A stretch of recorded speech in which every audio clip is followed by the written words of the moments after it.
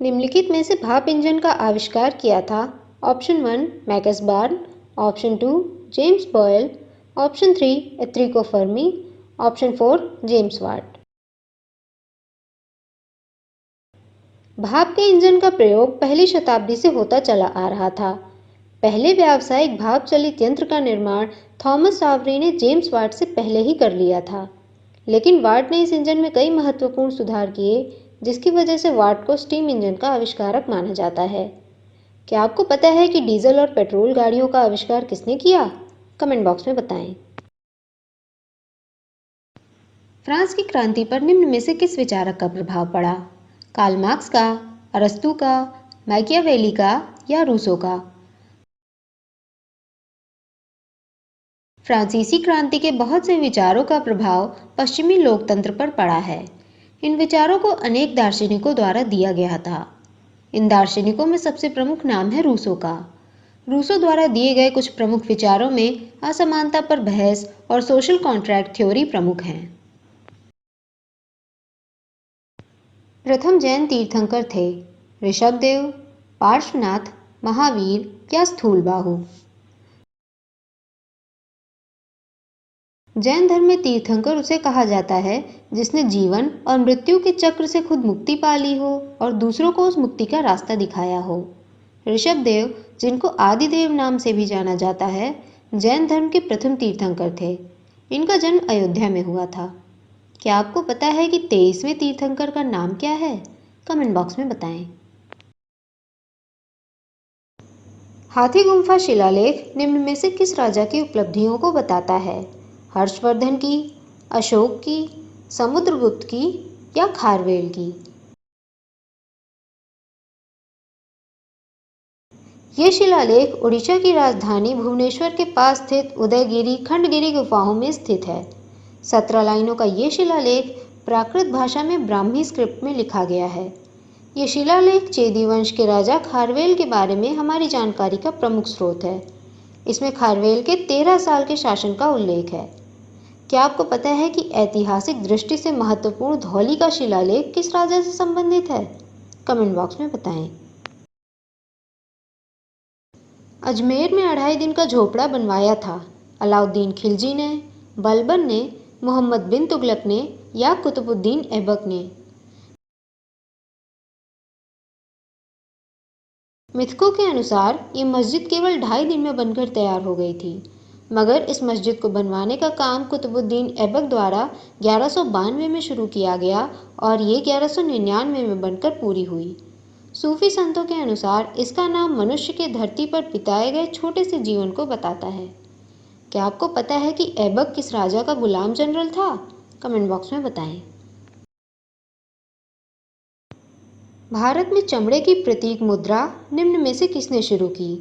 बाबर ने, मोहम्मद बिन तुगलक ने, अकबर ने या हुमायूं ने?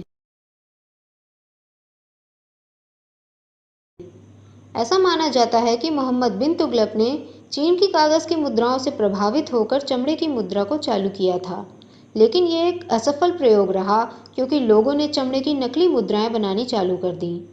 तुगलक के अलावा एक दिन के सुल्तान निजामुद्दीन ने भी चमड़े की मुद्रा चलाने का आदेश दिया।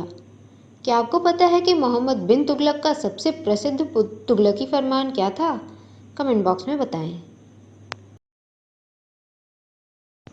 बुद्ध, महावीर, भद्रबाहु, पार्श्वनाथ, इन महापुरुषों का कौन सा कालक्रम सही है? पार्श्वनाथ का जन्म 872 ईसा पूर्व, महावीर का जन्म 599 ईसा पूर्व, बुद्ध का जन्म 563 ईसा पूर्व और भद्रबाहु का जन्म 367 ईसा पूर्व हुआ था। वैसे इन महापुरुषों के जन्म के वर्ष को लेकर काफ़ी मतभेद भी हैं।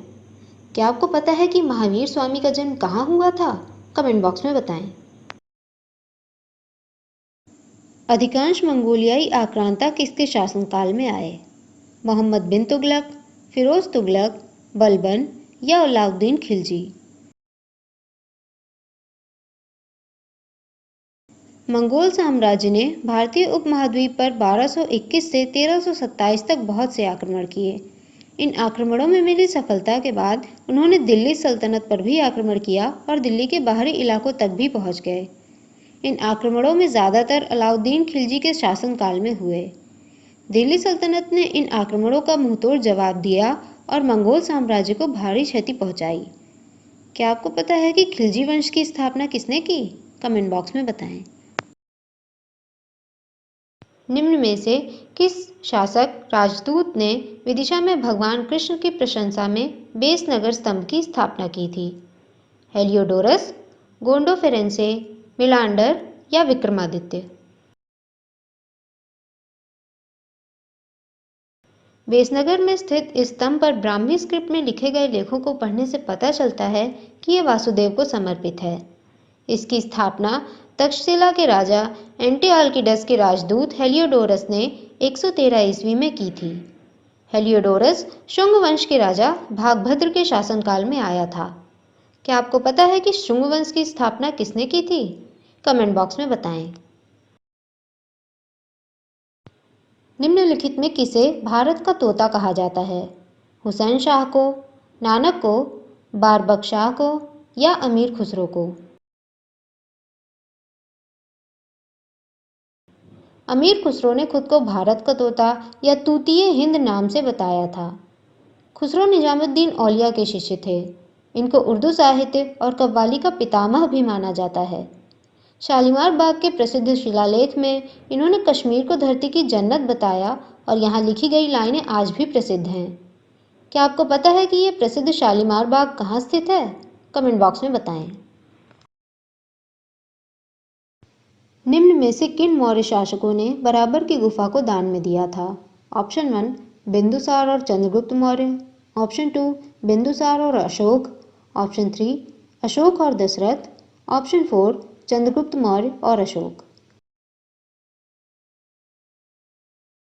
ये गुफाएं बिहार के जहानाबाद जिले में बराबर पहाड़ी पर स्थित हैं। यहाँ पर कुल 4 गुफाएं हैं और इसके पास ही नागार्जुनी पहाड़ी पर भी 3 गुफाएं स्थित हैं। बराबर की गुफाओं में पियदसी नाम और नागार्जुनी गुफाओं में देवा नाम पिय दशरथ का नाम मिलता है। इससे पता चलता है कि इन गुफाओं को अशोक और दशरथ ने दान दिया था। क्या आपको पता है कि मौर्य वंश का अंतिम शासक कौन था? कमेंट बॉक्स में बताएं। निम्न में से कौन सा शिलालेख चंद्रगुप्त मौर्य के प्रारंभिक समय के बारे में बताता है? ऑप्शन 1 अशोक का जूनागढ़ शिलालेख, ऑप्शन 2 रुद्रदमन का जूनागढ़ शिलालेख, ऑप्शन 3 मस्की घोषणा, ऑप्शन 4 कंधार का निचला शिलालेख। गुजरात के गिरनार पहाड़ियों पे 150 ईस्वी का अशोक का शिलालेख मिला है। इसमें 20 लाइनें हैं, लेकिन शुरुआत की 16 लाइनें काफ़ी डैमेज हैं।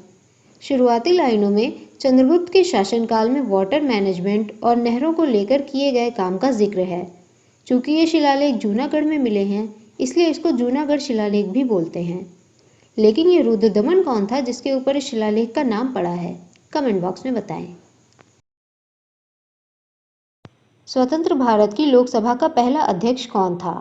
रवि राय, बलीराम भगत, जीवी मावलंकर, हुकम सिंह। अक्टूबर 1951 में हुए चुनाव के बाद अप्रैल 1952 में पहली लोकसभा की स्थापना हुई थी। उस समय इसको हाउस ऑफ पीपल बोला जाता था। 1954 में इसका नाम लोकसभा कर दिया गया। इसके पहले अध्यक्ष गणेश वासुदेव मावलंकर थे, जिनको दादा साहेब नाम से भी जाना जाता था। पहली लोकसभा के कार्यकाल के बीच ही इनका निधन हो गया था। क्या आपको पता है कि लोकसभा की पहली महिला अध्यक्ष कौन थी? कमेंट बॉक्स में बताएं। निम्नलिखित में से कौन सा जोड़ा सुमेलित नहीं है? Option 1 Fahien Vikramaditya, option 2 Itsing Skandagupta, option 3 Hiuen Tsang Harsha, option 4 इनमें से कोई नहीं। स्कंदगुप्त गुप्त वंश का अंतिम शक्तिशाली राजा था। उसने विक्रमादित्य और देवराज जैसी उपाधियां भी धारण की थी। उसका शासनकाल 455 से 467 ईस्वी के बीच रहा। इत्सिंग 7वीं शताब्दी में भारत आया।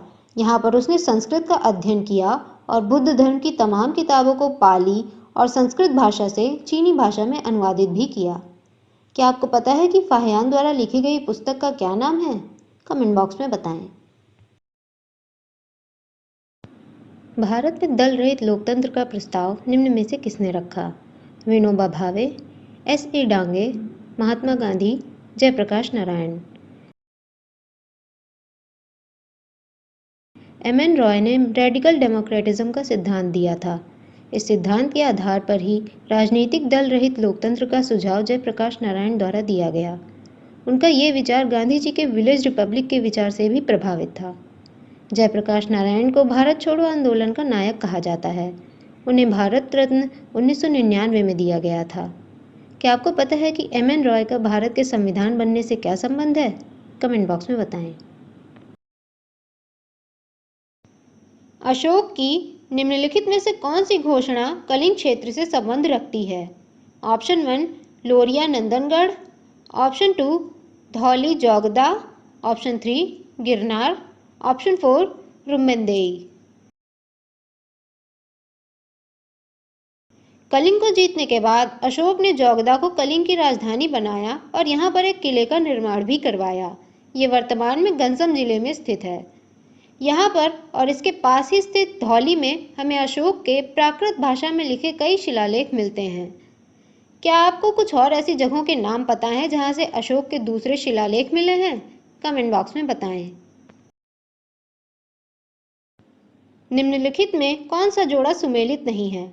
ऑप्शन 1 भीमा कटफिशस चीन से संबंधित, ऑप्शन 2 हिप्पोलस मानसून हवा की खोज, ऑप्शन 3 गौतमी पुत्र सातकर्णी दक्षिण पूर्व भारत का व्यापार, ऑप्शन 4 इनमें से कोई नहीं। भीमा या भीमा कटफिशस पहला कुषाण राजा था जिसने सोने के सिक्के चालू किए। इससे पहले तांबे और चांदी के सिक्के चलते थे। एक सोने का सिक्का करीब 8 ग्राम का होता था। हालांकि उस समय चीन के साथ सिल्क रोड पर व्यापार होता था, मगर भीमा का चीन से किसी भी तरह का संबंध नहीं था। क्या आपको पता है कि कुषाण वंश की स्थापना किसने की? कमेंट बॉक्स में बताएं। डफरिन रिपोर्ट निम्न में से किस चीज से संबंधित थी? ऑप्शन 1 शिक्षा में सुधार, ऑप्शन 2 अर्थव्यवस्था में सुधार, ऑप्शन 3 प्रेस में सुधार, ऑप्शन 4 इनमें से कोई नहीं।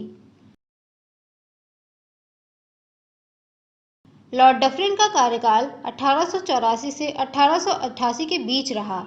इनके कार्यकाल में राष्ट्रीय स्तर पर कांग्रेस का गठन और अंतर्राष्ट्रीय स्तर पर पंचदेह घटना काफी प्रमुख रही। 1888 में लॉर्ड डफरिन ने एक रिपोर्ट पेश की जिसे डफरिन रिपोर्ट बोला जाता है।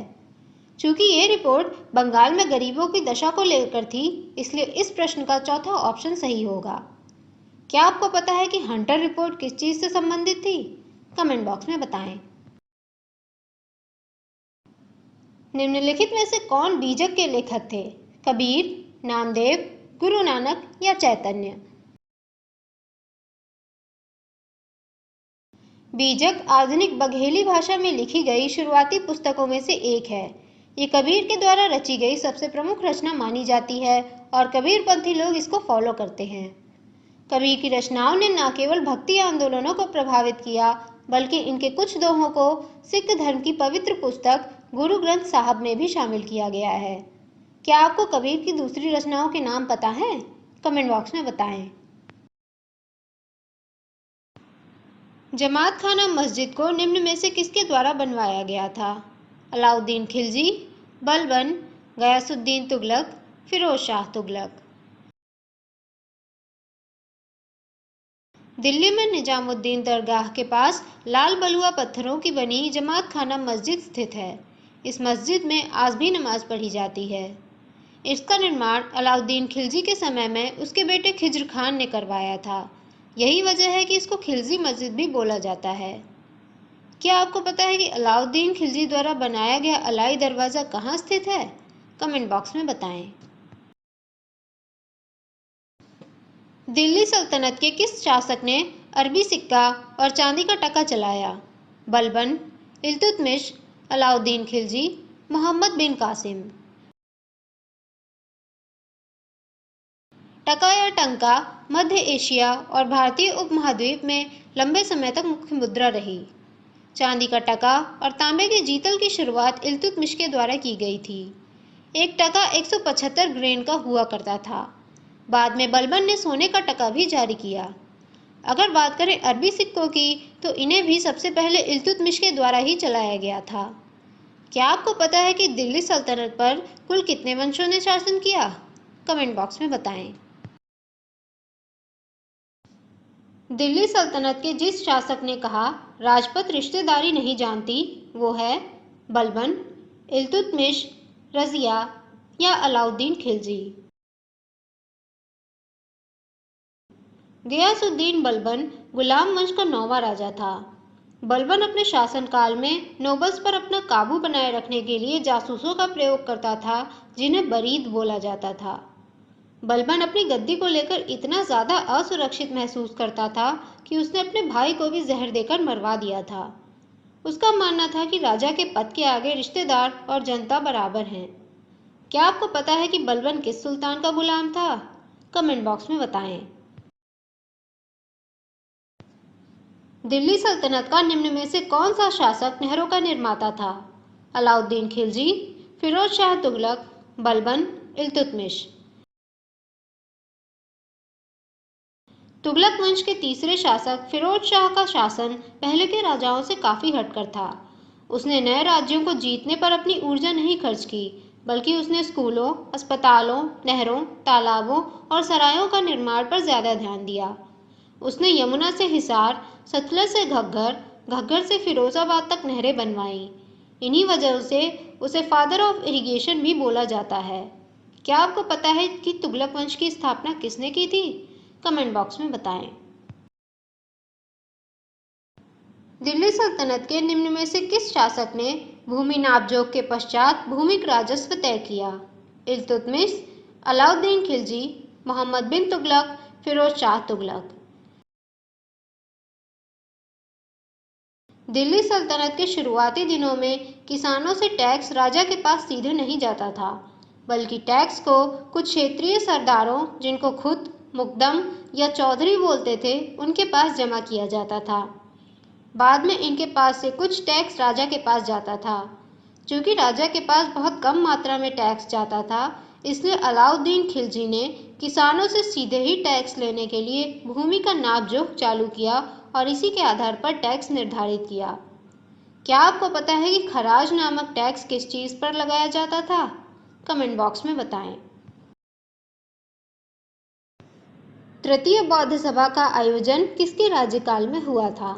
बिंबिसार, अशोक, कनिष्क, हर्ष। पाटलिपुत्र में तीसरी बौद्ध परिषद का आयोजन संघ में प्रवेश कर चुके उन लोगों को हटाने के लिए हुआ था जो बौद्ध विचारों से अलग विचारों को मानते थे और संघ को अपने विचारों से करप्ट कर रहे थे। हालांकि ऐसा माना जाता है कि ये परिषद अशोक के काल में आयोजित हुई थी, लेकिन अशोक के किसी भी शिलालेख में इसका उल्लेख नहीं है। क्या आपको पता है कि पहली बौद्ध परिषद कहाँ आयोजित हुई? कमेंट बॉक्स में बताएं।